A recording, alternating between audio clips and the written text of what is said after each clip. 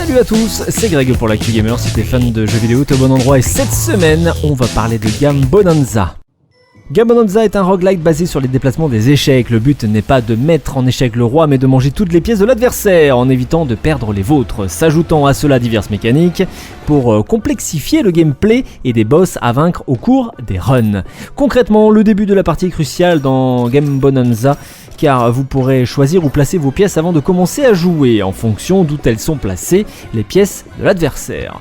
Le plateau de jeu initial est de 5 cases par 5, sauf qu'il faut grandir au fur et à mesure de la partie. De plus, certaines cases peuvent se casser au cours d'un round et pouvant même ajouter des effets permanents sur d'autres. De la même manière, vous débutez avec seulement 3 pièces jouables, mais vous pouvez aussi en stocker davantage et en placer au cours d'une manche. Ce qui fait la popularité croissante de Gambonanza, c'est qu'il a réussi à réinventer les échecs, même si c'est l'un des jeux de société les plus connus et pratiqués au monde.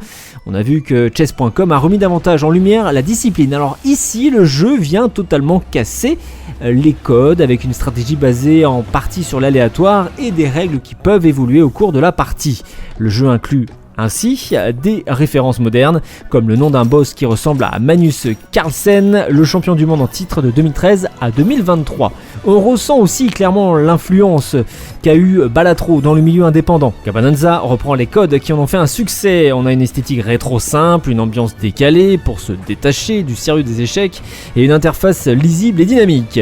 Les jokers ont été remplacés par des gambits, en référence au sacrifice volontaire pour obtenir un avantage par la suite, puisqu'on peut les acheter à la boutique entre chaque round. Gambonanza sort donc le 1er mai prochain sur PC, iOS et Android.